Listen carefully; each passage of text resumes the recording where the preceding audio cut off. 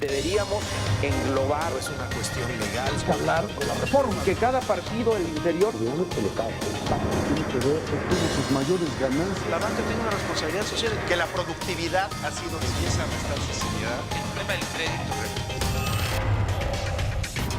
Hola, ¿qué tal? Muy buenas noches. Un gusto saludarlos, darles la bienvenida a Círculo de Ideas. Yo soy Pascal Beltrán del Río y en esta ocasión me acompañan Martín Espinosa. Martín. ¿Qué tal, Pascal? ¿Cómo están todos? Muy buenas noches. José Luis Vargas. Hola, Pascal, hola.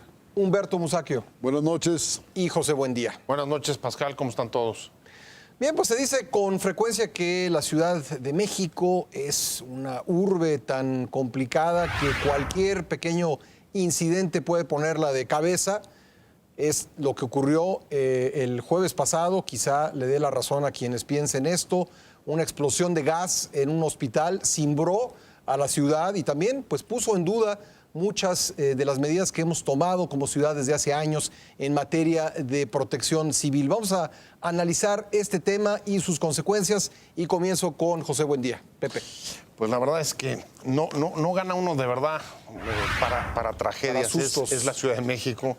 Pero es también el país, no nos estamos reponiendo de los horrores de Ayotzinapa y del caso del periodista asesinado en Veracruz, ¿no? Por la intervención nuevamente de un alcalde. ¿No? Cosas realmente tremendas, pero parece que aquel viejo dicho de cuando Dios dice a llover hasta chicharrones caen, no deja uno de pensarlo cuando de esas tragedias pasamos pues, a un siniestro como el que bien dice cimbró el viernes pasado a la Ciudad de México. Jueves, perdón. Cimbró a la Ciudad de México y puso pues, nuevamente al descubierto importantes deficiencias como pues, la planeación para el emplazamiento de un hospital, la forma de dotarlo de servicios, lo decías un poco antes de entrar al aire, cómo estaba concentrada, o más bien cómo estaba ubicado el lugar donde se cargaba respecto de los lugares de protección civil. Y creo que salta a la vista un problema que cada día es más acuciante y es ninguna autoridad creo que va a tener la capacidad completa para poder asegurar y garantizar el buen funcionamiento de todos y cada uno de los servicios que puedan entrañar algún riesgo o algún peligro para la ciudad, como por ejemplo es el dotar de gas. Y ahí un papel que me parece que es determinante y sobre el cual hay que insistir, por supuesto, perfeccionando y mejorando los servicios de protección civil, etcétera, es el de el papel activo de los consumidores. Los consumidores tienen que tener un papel central en la denuncia, en la queja, cuando ven que hay un mal funcionamiento o un servicio irregular o visos de abastecimientos de servicios peligrosos con altos grados de negligencia, como apunta este caso. Yo creo que si los ciudadanos, si se fortalece esa cultura del consumo, de la exigencia de los consumidores, la capacidad que presenten demandas, que presenten quejas, van a hacer incluso una mayor sinergia con las autoridades o en aquellos, digamos, espacios en los que hay, digamos, la voluntad de cumplir con una mejor regulación. Como por ejemplo, creo que lo ha estado haciendo por lo que ha dicho los propios cámaras de comercio, la Procuraduría del Consumidor. Entonces, sí creo que admitiendo las limitaciones que puede tener la autoridad para poder cubrir todos y cada uno de los servicios peligrosos, hay que caminar ahora mucho más en lo que los propios ciudadanos puedan hacer para defender sus derechos y para evitar justamente o contribuir a evitar que sucedan esta clase de percances. Gracias, Pepe. Martín, mucho se ha centrado en torno de la empresa distribuidora de gas. De repente, pues la poca responsabilidad que hay por parte de empresas así, la poca vigilancia que existe también. Pero bueno, es un conjunto de hechos que tendrán que investigarse, pero el resultado es trágico. Sí, dice Pepe Buendía que es una cuestión de la cultura de la gente. Yo creo que esto va más allá, Pepe. Es decir, o sea, es increíble que nos presente el gobierno una serie de reformas en materia energética y esto nos va a lanzar al primer mundo y vamos a aprovechar mejor nuestro petróleo y otras fuentes de energía. Pero la realidad es que en materia de infraestructura básica de los ciudadanos en cuestiones energéticas estamos en el siglo no pasado, antepasado.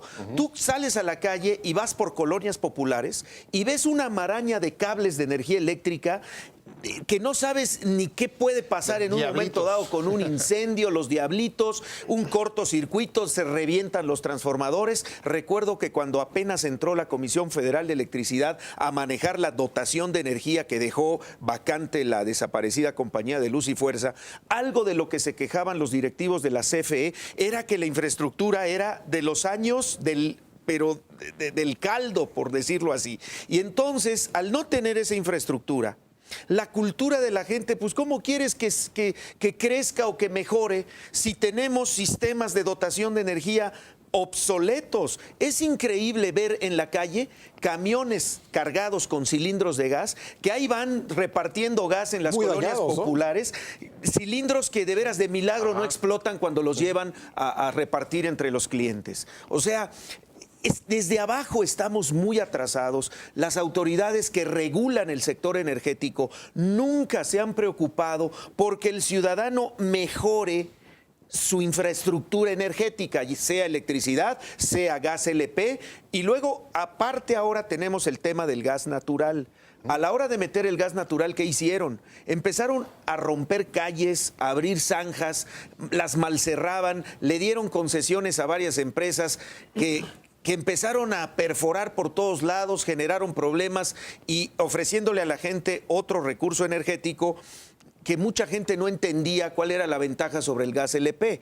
Yo creo que sí tiene ciertas ventajas, no todas las que dicen que tiene, pero de alguna manera no funcionó porque no existe esa infraestructura desde la casa para aprovechar bien un energético y aparte para garantizar la seguridad en el aprovechamiento de ese energético.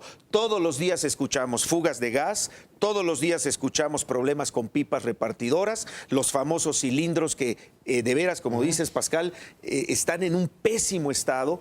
Y bueno, pues cómo no queremos que esto ocurra en un incidente como el que se presentó el jueves pasado, con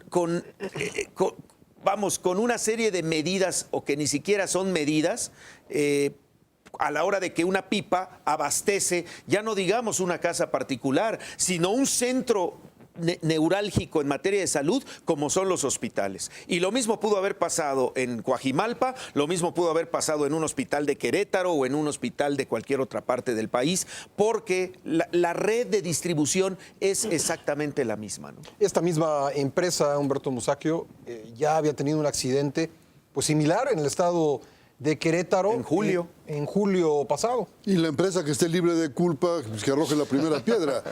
No van a alcanzar. No van a alcanzar. Pero decía Martín hace un momento, antes de empezar el programa, que ayer se produjeron 5 incidentes relacionados con fugas de gas en la República. El mismo jueves. El jueves, perdón. Sí. 5 incidentes. A mí me parece que algo no está funcionando. Y lo mismo ocurre con la energía eléctrica. No nos vayamos a las colonias proletarias. En la colonia Condesa, que es una colonia donde cuesta mucho el metro cuadrado, cada vez que se entra en operación una nueva empresa de cable, pues va y cuelga sus cables ahí sobre los que ya están ahí, y es una maraña de cables espantosa, y a nadie se le ocurre meterlos debajo de la tierra, como está en el centro histórico, que me parece que es mucho más seguro. Sí. En la cosa del gas, no hay prácticamente lugar donde esté descargando gas un camión y no huela a gas, pero un olor intenso, insano. ¿Eso qué significa? Bueno, pues que ese camión no está bien, que algo le está fallando. Y lo de ayer en el hospital, bueno, se juntaron muchas condiciones para que se produjera el accidente.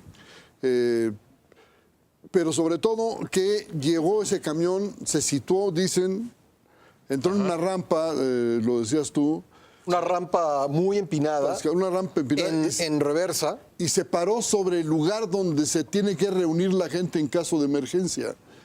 Bueno, ¿quién autoriza eso? Yo quiero que ese señor que autorizó eso se vaya a la cárcel. Es un homicida. O es cómplice de un homicidio.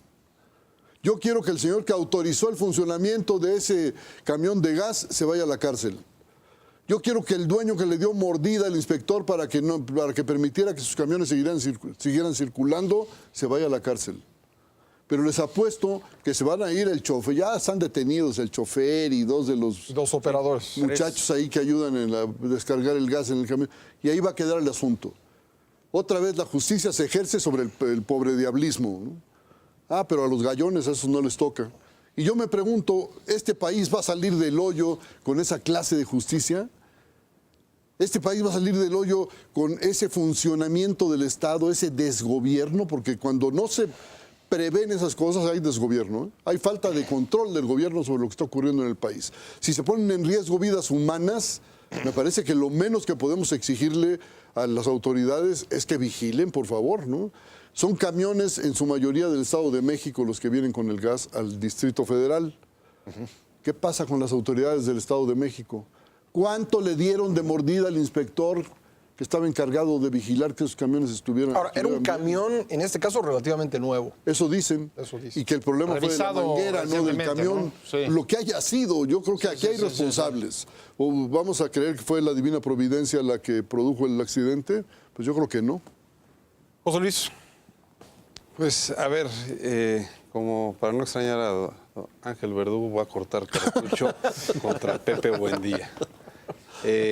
No, a ver, es que Para seguir en la tesitura. me parece que no es un tema de protección a derechos del consumidor que reporten o no reporten. Me parece que lo que está de por medio es una ausencia de políticas públicas en materia de protección civil y de seguridad ciudadana.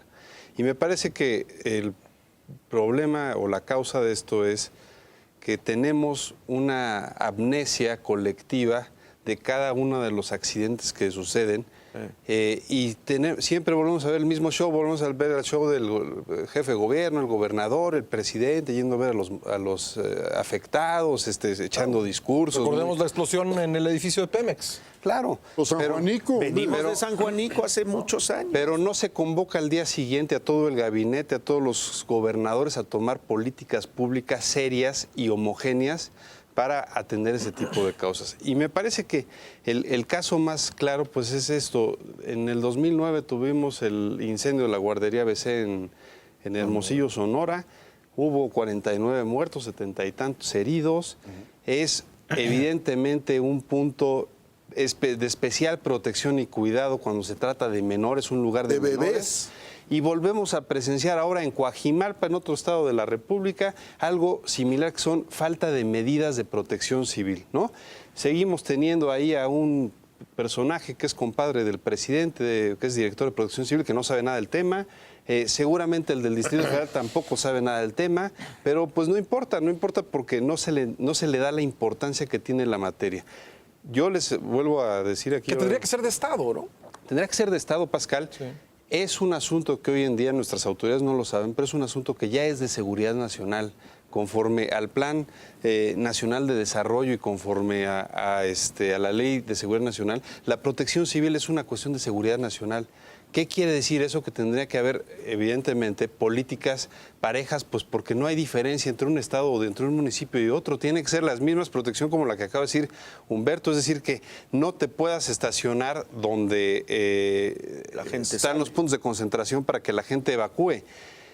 Y una cosa... Menos descargar gas, ¿no? Y menos descargar. Hay normas, pero no se cumplen, ese es el asunto, ¿no? Y la última cosa que yo señalaría, es verdaderamente increíble que sigamos teniendo esa infraestructura y que nos vendan que hoy somos el país de los trenes y el aeropuerto nuevo. Bueno, éramos, creo. O éramos.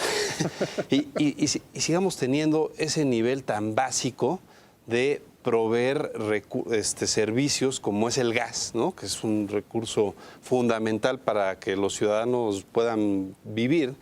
Y sigamos con esta política del gas estacionario y no se piense que primero antes de trenes elevados, y eso sería deseable que hubiera una infraestructura de gas natural, Y sobre todo que en lugares tan de especial protección como un hospital, pues que no podrían entrar ese tipo de camiones de gas porque son bombas en potencia. Pues eso es evidente, ¿no? Pero, insisto, va a pasar esto y en 3, 4 meses vamos a encontrar otra tragedia con otros muertos, con otro discurso presidencial, otro discurso de la autoridad responsable y sin tomar acciones en concreto. En medio minuto, ¿qué tendríamos que hacer? ¿Qué tendría que hacer la autoridad, la sociedad para evitar accidentes como el del jueves? Pepe. Yo sigo sosteniendo ahí mi punto. Evidentemente se necesitan políticas, que las hay, José Luis, normas que no se cumplen, regulaciones que se corrompen, en fin, eso ya lo sabemos, eso es obvio, de eso estamos acostumbrados. ¿Dónde creo que podemos actuar frente a esta clase de tragedias? Precisamente en la gente.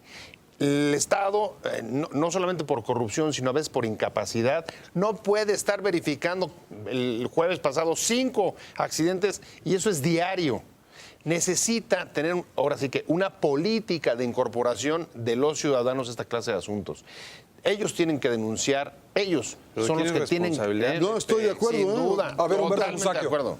No estoy de acuerdo. En medio minuto. ¿A quién le corresponde gobernar? Pues al gobierno. Sin duda, nadie está hablando de relevar. Otra vez hay que echarle la responsabilidad a los ciudadanos. Mira, en otros países funcionan mejor los gobiernos mientras más vigilancia, supervisión y denuncia tienen de los ciudadanos. Sí, vigilancia sobre el gobierno. El ciudadano no va a adoptar estamos pidiendo. medidas que realmente sean eficaces de protección civil si no hay una autoridad que cuando alguien no cumple, señor, sanción. Es Sí, que yo las no soy medidas inspector, existen, yo ni Martín. siquiera Aquí sé empieza el dirigir, cochupo, hombre. empieza Las la medidas corrupción. existen. Que un, Bueno, pues que un aplíquenlas. camión de Pues gas sí. descargue donde está la zona de protección civil, Para la gente es muy evidentemente fácil. es una violación. Aquí el A ver, José Luis, 80% del ciudadano que podía haber denunciado eran menores de edad, eran niños. Entonces, atribuirle esa ¿Qué obligación pasó? a la... O sea, los niños son los que operaban en No, el son hospital. los víctimas, del los lugar. habitantes Sí, del claro, hospital. pero quien está ahí son los encargados del hospital, las enfermeras, Pero volvemos los a lo mismo, hay porteros, negligencia. los conserjes, la administración, todos ellos son los que pueden verificar y decir, oigan, huele a gas, ¿qué es esto? A ver, se están ustedes parando a descargar en un lugar inadecuado, están violando. Si no, ¿dónde lo sacas? Es que desde el momento que llega la denuncia de la cual tú hablas, que sería el modelo perfecto de la ¿Quién ciudadanía, denuncia? pues ya explotó.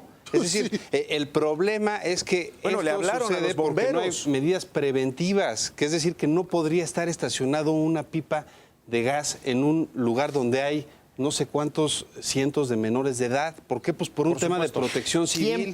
¿Quién puede hacer ese señalamiento? Los que están ahí. Son políticas Difícilmente públicas. una política de protección. Oye, pero hay un tiene que haber ministerio que sea- público, por puede favor, llegar y hombre. decirle, oiga, mueva su camión porque ahí no se puede usted parar. No le corresponde a los ciudadanos eso. Bien, Es de la autoridad. Vamos a dejar este tema. Estás convirtiendo en indolentes a los ciudadanos con No. Ahorita. Vamos a dejar este tema y regresaremos después del corte a analizar la crisis en el Partido Acción Nacional. Ya volvemos. Estamos de regreso en Círculo de Ideas. Vamos a analizar la crisis en la que se encuentra en estos momentos el Partido Acción Nacional, después de que el PAN aparecía en las encuestas como uno de los partidos mejor posicionados en respecto de las elecciones de junio entrante. Había logrado recuperar varios puntos, por lo menos así lo marcaban las encuestas, y parecía que había pues salido del deterioro que le causó al Partido Acción Nacional el haber sido el partido del gobierno durante 12 años. José Luis, ¿cómo ves las cosas en el PAN? ¿Van a poder superar la situación o están condenados a ir divididos a las elecciones de junio? Pues, a ver, yo creo que después de todo lo que aquí hemos hablado de este personaje tan, sorpresivo que ha sido Gustavo Madero, pues lo que ha seguido demostrando es que tiene control del partido. Y creo que de cara al proceso electoral, incluso recientemente hubo un pronunciamiento de los jefes estatales están con Madero. Lo cual, pues evidentemente habla que cada vez son menos los grupos opositores que siguen existiendo, evidentemente, y que sabemos que están muy divididos, pero pues que están muy focalizados en personajes políticos, pues que yo creo que incluso les sirve eso como pues una especie de factor de negociación para pues obtener cosas al interior del partido. Yo creo que en ese contexto donde pues evidentemente ha habido, pues hay muchos agravios. Me parece que lo más lamentable es lo que hemos visto la semana pasada del comunicado del expresidente Felipe Calderón hacia uno de sus exsubordinados, que era Juan Molinar Orcasitas, ¿no? En respuesta a una misiva de él. A una artículo misiva. o una carta de él, ¿no? Sí, pero vamos a ver, yo creo que uno cuando es expresidente de la República siempre, digamos, ya obtuvo la máxima magistratura de un país. Ya vete. Y se tiene que saber que una de las reglas es, pues, de por vida, pues, manejar una actitud, pues, discreta, Pero que la había tenido, ¿no? Que la había tenido y que Cuando incluso, estuvo en y que Boston. incluso eso te genera, pues, un espacio de reconocimiento muy importante, como lo han tenido otros expresidentes del país. No, sin duda los panistas no, ya lo estamos viendo, Fox nunca lo tuvo, pero lo vemos, por ejemplo, con Ernesto Zedillo, ¿no? Ernesto Zedillo nunca más volvió a hacer una declaración pública contra su partido, y sí le ha permitido eso, pues un reconocimiento en distintos foros académicos internacionales. Me parece que Felipe Calderón lo que demuestra es que sigue extrañando el poder, que no se ve sin poder y que si no puede colocar a la esposa, bueno, no colocar, pero la esposa tiene sus propios méritos políticos, pues que lo deja en una situación pues de mucho nerviosismo y que no tiene pues otra actividad pues más interesante que seguir en lo que es su partido, lo que es las filias y fobias de eso. Ahí hay una cosa que más allá que él respondió, me parece que habla de alguien, pues la verdad es que de mucha mezquindad, que es referirse a Juan Molinar como alguien pues amargado, a sabiendas de que Molinar tiene una enfermedad pues de meses atrás, ¿no? Porque está haciendo, digamos, ya está dejando el argumento político y las ideas para irse a la causa de la persona, ¿no? Creo que la respuesta de Molinar es muy elocuente, o sea, le contesta con mucha elegancia y no cae en la provocación que es el dimes y diretes, y además le reconoce sus méritos como expresidente, pero digamos, esa parte es la que me parece que creo que le podría, por más que creo que los maderistas pues tienen enormes errores y enormes defectos que los hemos comentado, y que sin duda uno de los temas fundamentales será pues cómo nos van a explicar a la ciudadanía el combate a la corrupción interna que hay en el partido, y que lo hemos visto en los moches y otras cosas. Pero me parece que una cosa que sería muy saludable es que efectivamente Felipe Calderón renuncie al PAN y se dedique a otro partido u otras cosas, pero que le dé ese aire que necesita, porque mientras esté esa figura ahí, me parece que nunca va a haber posibilidad de composición interna.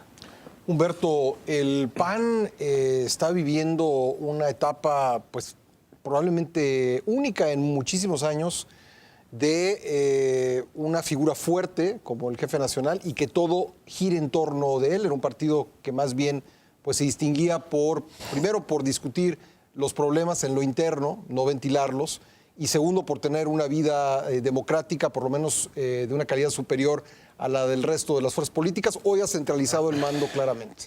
Pero, sin embargo, el PAN ha atravesado por varias crisis tremendas, ¿eh? Bueno, una de ellas le impidió tener candidato a la presidencia. Sí, pero me refiero a esta figura de Gustavo. Ya han salido cuadros de muy alto nivel. Madero yo creo que ha demostrado una enorme capacidad política. Por ejemplo, cito cuando era presidente Felipe Calderón, quiso desplazar a Madero, no pudo. Si Madero resistió a quien era presidente de la República, pues yo creo que ahora Cuantimás dicen, ¿no? Felipe Calderón la tiene perdida, cuantimás decimos en mi pueblo. Felipe Calderón la tiene perdida. Creo también que Madero cometió por lo menos un exceso al elaborarse la lista de candidatos plurinominales. Dejar fuera a Margarita Zavala. Rudeza innecesaria, yo creo. Margarita Zavala es una figura del PAN, es una figura desde hace muchos años, tiene carrera política propia, tiene tanto derecho a aspirar a una diputación plurinominal como cualquiera o más. Y la deja fuera Madero. Yo creo que a eso fue lo que suscitó la respuesta airada de Felipe Calderón. Juan Molinar Orcasitas, a mi juicio, es una de esas medianías que han hundido al PAN, que hundieron a los gobiernos panistas. Es un hombre incapaz, nunca ha probado capacidad para nada. No olvidemos que él es responsable del funcionamiento de la guardería ABC de Hermosillo. La muerte de esos 49 niños debe pesar en su conciencia. Entonces, yo no le concedo ninguna beligerancia a ese señor. Felipe Calderón dejó el país en un charco de sangre.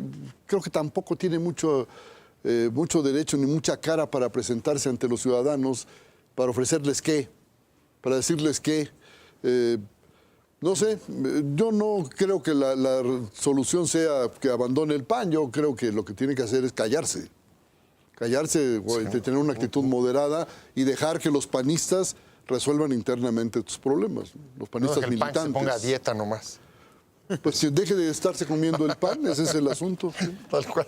Pepe, ¿logrará superar el partido este momento, cerrar filas?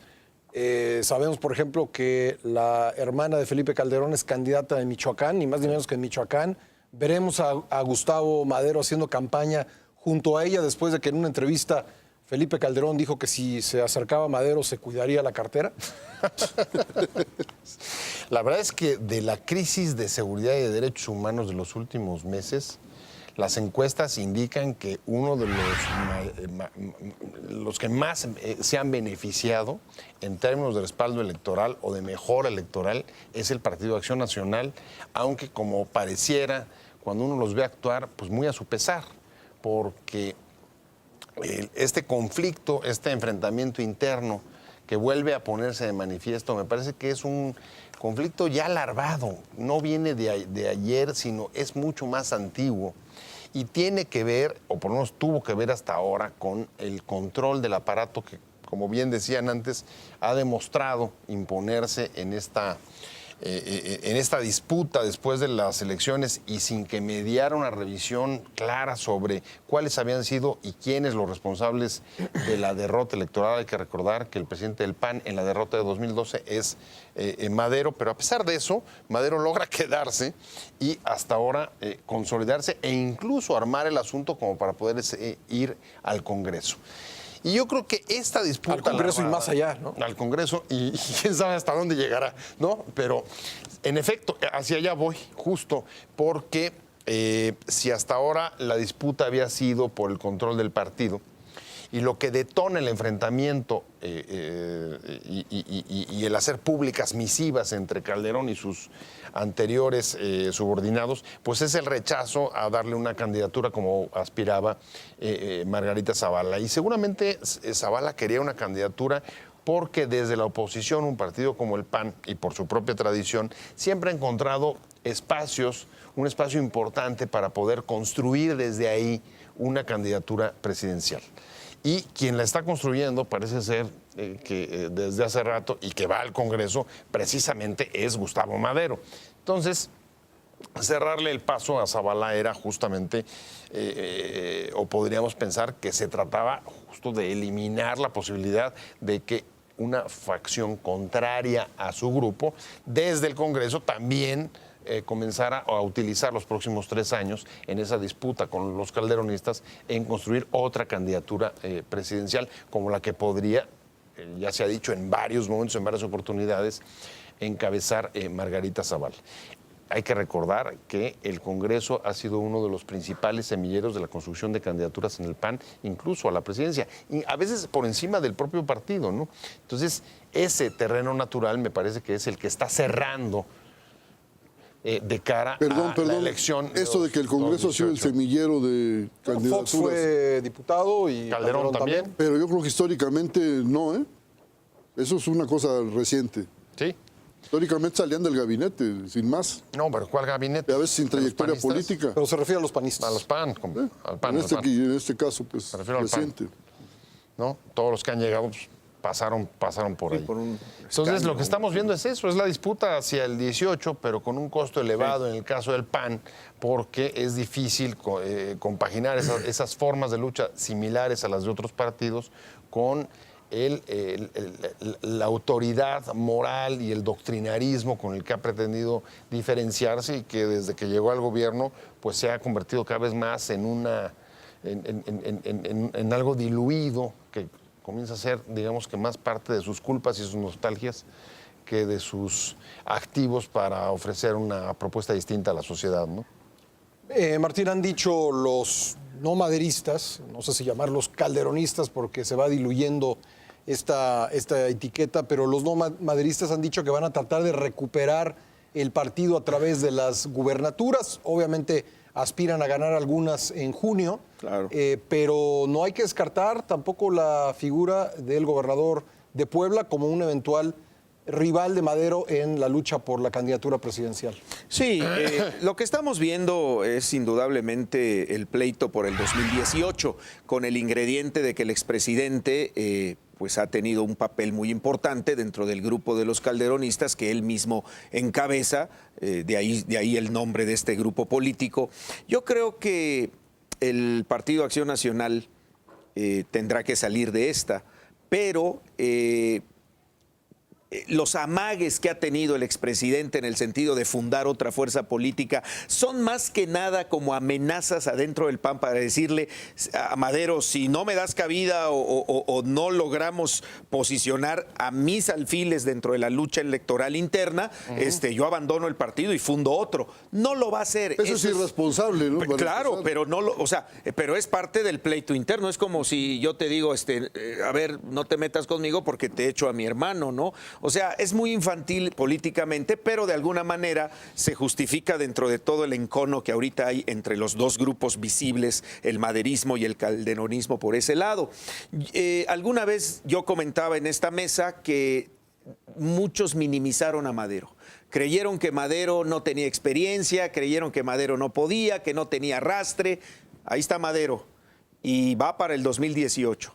Yo creo que en un momento dado los calderonistas podrían incluso tener ahí una alianza con el gobernador de Puebla para hacer un contrapeso a Gustavo Madero en la candidatura a la presidencia de la República. Yo creo que todavía es muy temprano para decir si efectivamente Madero se va a consolidar como figura única para el 2018. Quedan todavía 3 larguísimos años. Sí. Es muy pronto para decirlo. Pero tendrá el reflector, ¿no? Sí, claro, y sin duda los dados están echados a su favor y él mismo está operando a su favor y él mismo buscará posicionarse como una de las figuras fuertes. No sé qué tanto le alcance a los calderonistas el poder influir en esa, pero hay que recordar que Madero ya los derrotó varias veces. Y no se descarta una tercera derrota del calderonismo. Podrían surgir de otras facciones del PAN, impulsados quizá por el calderonismo, y el calderonismo renunciar a sus figuras, Margarita Zavala o los grupos más cercanos al calderonismo, Lozano, renunciarían a esas figuras, pero impulsarían a otros grupos que pudieran hacer contrapeso al cacicazgo que está ejerciendo Gustavo Madero en el PAN. A ver, rápidamente, en 30 segundos cada uno para concluir. La posición que colocan las encuestas al PAN en la carrera por el 2015, por la renovación de la Cámara de Diputados, por las gubernaturas, ¿se va a confirmar o no, José Luis? Yo creo que sí, yo creo que hoy el escenario, es decir, la gente hay que acordarse que tiene muy poca memoria política, histórica, y hoy creo que con todo y que no se lo merezcan, porque no han demostrado pues ser una propuesta, digamos, viable pues creo que hoy el favorecido frente a los escenarios de los otros dos partidos, creo que es el PAN. Y creo que sí tendrán buenos resultados. No sé si exactamente, creo que es muy, muy pronto para saber lo de las encuestas, pero me parece que van a tener buenos resultados, sobre todo a nivel legislativo. Humberto. Bueno, yo creo que esta crisis perredista por la que está pasando el PAN no habla bien de su estado de salud. El hecho de que el PRI esté en crisis por el desgobierno, por este desastre de país, o de que el PRD esté tal mal que su dirigente principal les dice a los militantes que no se avergüencen de pertenecer al PRD, pero lo único que demuestra es que este sistema de partidos no sirve para nada. Ese es el asunto. Pepe. Sí, yo coincido. Creo que cada vez se configura más una elección plebiscitaria y los objetivos a castigar de la última crisis, los que han salido más dañados con el mayor desgaste político, evidentemente ha sido el presidente Peña, y eso es un peso fuerte para el PRI y el PRD, que ha salido también muy vapuleado. Entonces, Con Guerrero. con Guerrero. Quienes tienen oportunidad de subir, evidentemente, es el PAN, y la otra fuerza, que es una fuerza ascendente, y lo estamos viendo en las últimas encuestas, es Morena, ¿no? Martín. Sí, yo creo que no hay duda en relación a lo que el PAN ha ganado y podría ganar en materia electoral en los próximos meses de cara a los comicios de junio. A mí lo dramático, lo que me arroja esto que estamos viendo, es el drama de la realidad política partidista del país, como decía Humberto Musacchio. Indudablemente que el PAN puede tener simpatías entre los votantes del país a nivel nacional, pero ¿con base en qué? O sea, ¿cómo estaremos de mediocres en la vida partidista que un partido que se está comiendo entre ellos obtenga las simpatías de la gente sin un respaldo real de propuesta de gobierno, de propuesta para salir adelante? ¿No será nostalgia por la sangre? Puede ser. Ojalá que no. Porque no sería nostalgia. Vamos a hacer un corte y regresaremos con el tercer y último bloque de este programa del día de hoy. No se vaya.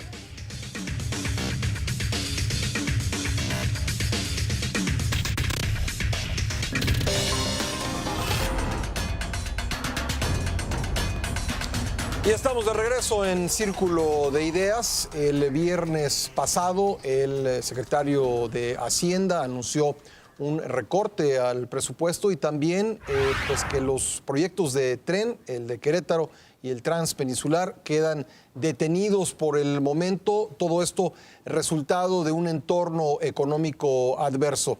¿Cómo viste el anuncio, Pepe? Buen día. Creo que son dos temas distintos, lo del el asunto del recorte del gasto y otro, lo del tren, que pueden, digamos, converger ahora porque los dos implicarían una disminución de recursos. En cuanto al recorte del presupuesto, parecía como bastante cantado. Creo que antes que Videgaray, el propio Carstens, el gobernador del Banco de México, lo dijo con mucha claridad: si se te caen los ingresos, pues entonces tienes que reducir tu gasto. Hay tres opciones, ¿no? Es endeudarse, aumentar impuestos o recortar. Claro, él lo que decía es, si se cae el ingreso, tienes que recortar el gasto o aceptar incurrir en un desequilibrio macroeconómico en el que tus variables como la deuda, la inflación y las tasas de interés se te vuelvan locas. Y habida cuenta de la cantidad, digamos, de desórdenes y de flancos abiertos que tiene el gobierno, desde seguridad hasta derechos humanos, políticos, etcétera. Y ahora el flanco, la competencia electoral en el 15, creo que lo único que no podían perder ellos, que sabían que tenían que mandar un mensaje muy claro, porque no es enorme ni es muy fuerte la 0.7% del PIB. Es un mensaje de estamos dispuestos a todo excepto a que se nos modifiquen las variables macroeconómicas. Es un mensaje a la inversión, es un mensaje al exterior, es un mensaje diciendo, a pesar de la volatilidad, nosotros tenemos el compromiso firme, como lo han hecho los últimos 4, 5, 6 gobiernos, de mantener a rajatabla las variables macroeconómicas y no vamos a permitir que se desajusten. Pueden traer su dinero, este país es seguro. Me parece que ese fue el propósito de este recorte preventivo. El otro tema es la de la licitación del tren. Y creo que ese tiene otras aristas que son mucho más complicadas. También la económica, ¿no? Pero, como dices, por falta de recursos. Sí, económica, por falta de recursos, pero al mismo tiempo también recordemos que es un asunto que desde que se produjo la primera licitación, que luego fue cancelada, tuvo implicaciones por los efectos incluso más allá de nuestras fronteras, con las compañías de trenes que participaron y las que se quedaron fuera. Es decir, el conflicto que se pudo haber generado entre las compañías europeas y estadounidenses y la China. Y en lo que eso habría derivado en incluso señalamientos del propio Estados Unidos diciendo, a ver, zonas de influencia, quién va con quién, qué pasa con créditos con a tasa los chinos. Preferencial. Exacto. Y creo que todo ese contexto, que incluso puede estar hasta relacionado con la geopolítica. La geopolítica y las geoeditoriales que le han mandado a Peña desde algunos periódicos de Estados Unidos, y que casi todos, el cambio de actitud, muchos de ellos, viene después del asunto de la licitación del tren. Lo dejo ahí apuntado nada más, pero sí, en efecto, eso te estaba teniendo un costo para las relaciones del gobierno de Peña con Estados Unidos bastante alto, y quizá pues es un momento que encontraron bueno para parar ese asunto. Martín. Yo quisiera enfocarme en la cuestión de las medidas de austeridad que también se anunciaron con el recorte presupuestal. Yo creo que si de veras quieren que el ciudadano crea que la clase política va a entrar a una etapa de austeridad, tendríamos que tener los ciudadanos información precisa y muy clara y transparente. ¿Dónde están los recortes?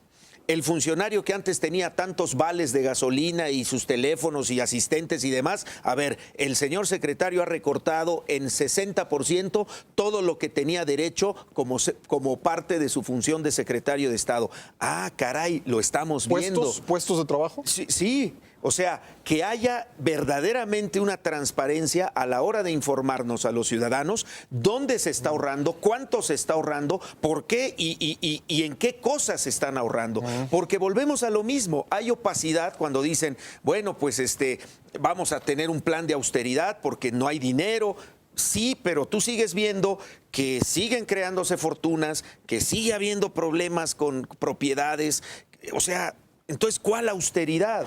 O sea, no le mandas al ciudadano un mensaje de que realmente si nos vamos a apretar el cinturón o se van a apretar el cinturón en las finanzas públicas, con lo que esto repercute en el gasto y en la generación de empleos y en la generación de economía, de producción, entonces, pues no, los ciudadanos no tienen la certeza de que efectivamente el apretón vaya a ser parejo, ¿no? Entonces yo creo que ahí es donde hay que insistir y sobre todo que la autoridad nos dé elementos para tener claridad en dónde está la austeridad, cuánto se han reducido ellos y realmente así pues decir todos vamos en el barco y qué bueno que este ahorro vaya a destinarse o signifique mayores recursos para proyectos sociales que dijeron que ahí todo se va a mantener igual como debe ser, sobre todo para la gente que menos tiene, para los programas de salud, para los programas que están destinados a hacer frente a los problemas económicos que tiene la mayoría de la gente pobre. Perdón, pero tengo una discrepancia ahí. Exponla, por favor. Yo creo que nadie teje la soga con la que se va a ahorcar. Ah, bueno, pues Y entonces. ese es el caso de esta burocracia.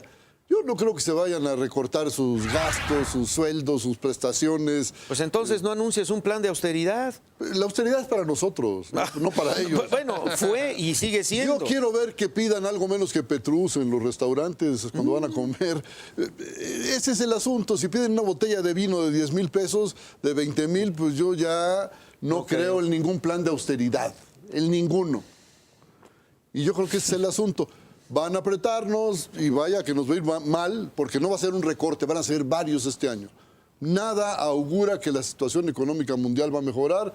Está mejorando la economía de Estados Unidos, sí, pero para que se reponga va a tardar. Yo creo que nos va a ir mal este año. Bueno, el viernes salieron cifras de Estados Unidos, no era lo que esperaban los analistas, ¿eh?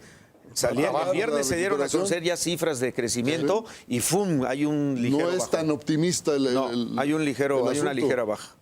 Bueno, entonces, preparémonos. La burocracia no se va a recortar sus gastos, ni va a cargar la pistola con la que se va a suicidar, hombre. ¿Dónde verías entonces el recorte en el gasto? Porque finalmente es el recorte de gasto, aunque Pues sea vamos a tener marginal. Congelamiento de plazas. Menos y peores servicios, van a quedarle a deber como el año pasado a los sectores de la burocracia que no tienen base, les van a quedar a deber durante meses sus salarios. Eso es lo que van a hacer lo de siempre, ahorcar a los que menos tienen, no saben otra. José Luis. A ver, yo lo vería de dos formas. Creo que a nivel interno, lo que el gobierno está nuevamente reflejando pues es falta de certeza y un gobierno errático en sus decisiones. Es decir, nos venden primero una cosa, nos dan unas cifras, luego las cambian, luego hay que ajustar. Yo entiendo que hay una variable internacional, pero digamos, ese argumento en que lo justifican como si tuviéramos que estar agradecidos de no endeudar al país, me parece que, bueno, y siendo ellos tan buenos economistas como lo son, me parece que está equivocada, y lo digo porque los Estados Unidos es el país más endeudado del mundo. El problema es en qué te endeudas. Cuando tú te endeudas en infraestructura, pues es deuda buena, es deuda que se va pagando y se va generando pues un inversión y bienestar. ¿Y qué te permite esa inversión? Refiriéndome al tema de los trenes y demás, que más allá de que pues, a la gente no se le olvida que hace unos meses pues, fue un fiasco de licitación y demás. Entonces, bueno, la gente ya no cree que es solo por una cuestión económica, también deduce que hay alguna cuestión política que por algo lo están medio dejando en pausa, ¿no? El paquete. Pero, pues evidentemente lo que iba a dejar algo como Querétaro, como el tren de Querétaro, pues son muchos empleos, es riqueza local de por donde pasa el Aunque tren. mucha gente había escrito que porque así sucede en otros países, un proyecto de estos, de un tren de alta velocidad, iba a tener que ser, en última instancia, financiado con subsidios.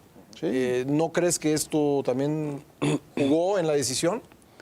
Pues, pero insisto, creo que para eso están los grandes prestadores de dinero a nivel mundial. Pues algo como infraestructura siempre es dinero redituable. Me parece que ahí es donde nos engañan un poquito. Me parece, coincido un poco que al final, pues sí, a los funcionarios que les van a recortar, pues no se les puede recortar mayor cosa. ¿Cómo no? No digo, pero ¿tú crees que les van a recortar el sueldo a la mitad? Pues ¿por qué no? Pero no lo van a hacer. No lo van a hacer. Entonces, tiene razón Humberto, acabará siendo el que pague el costo, pues va a ser mucho la ciudadanía en los servicios que reciben, los servicios públicos. Porque ya la deuda no Ahora, da para más, ¿eh? exacto. 23% aumentó en los 2 primeros años la deuda externa De este gobierno.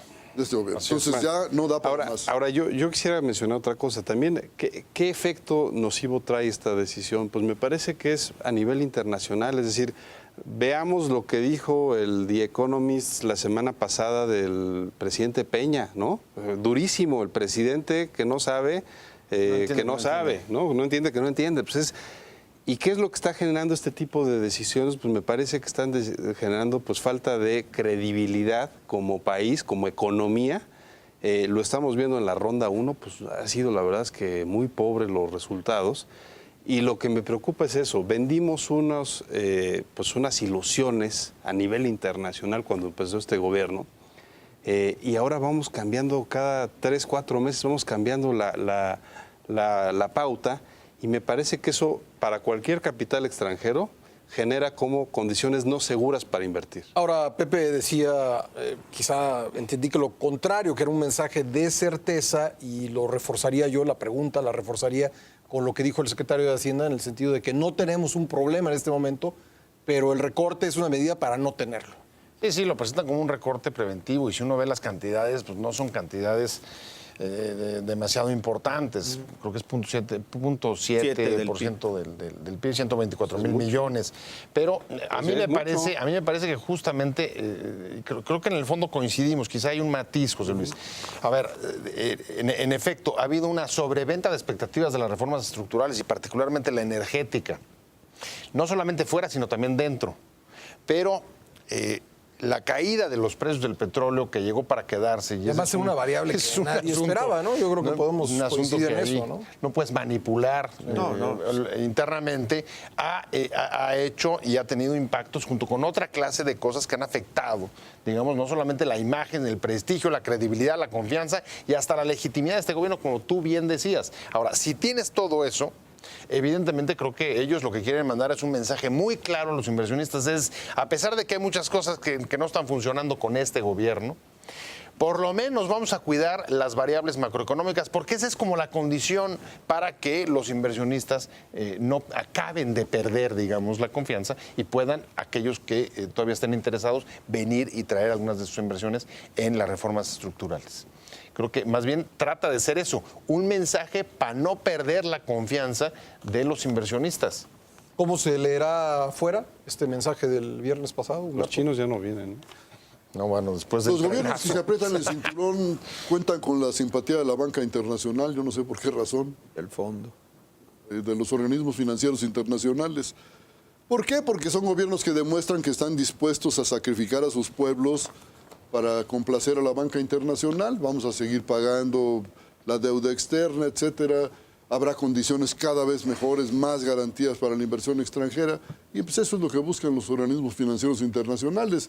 Entonces quizás hasta cuente con el aplauso de ellos, pese a todo. No, pues yo creo que lo tienen. Internamente, Martín. Pues con una gran presión social, hay una gran presión, bueno, todo lo que ha pasado en Guerrero, no nada más es Guerrero, Michoacán, etcétera. Yo creo que estamos viviendo épocas donde ya las crisis no nada más son económicas, hay crisis política, como lo hemos analizado, crisis sociales con toda esta situación y, como dice el dicho, el viejo dicho de las abuelas, éramos demasiados y precisamente parió la abuela, ¿no? Pues son muchos problemas, hay mucha presión. Para concluir, José Luis. Yo creo que el tiempo se nos va.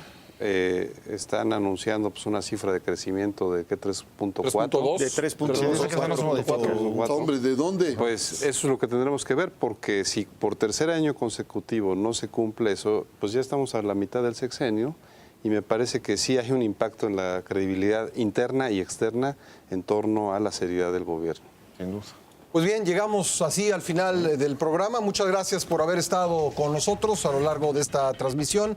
Yo soy Pascal Beltrán del Río y a nombre del equipo que hace posible Círculo de Ideas, lo invito a que nos vea el próximo domingo aquí mismo por Excelsior Televisión a las 9 de la noche. Hasta entonces.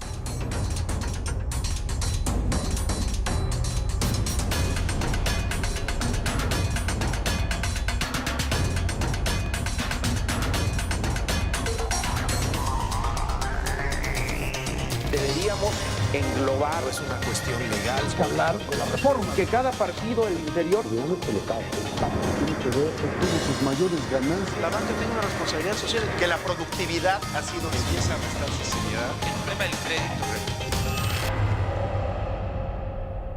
Te invitamos a seguir cuestionando la información con los siguientes videos.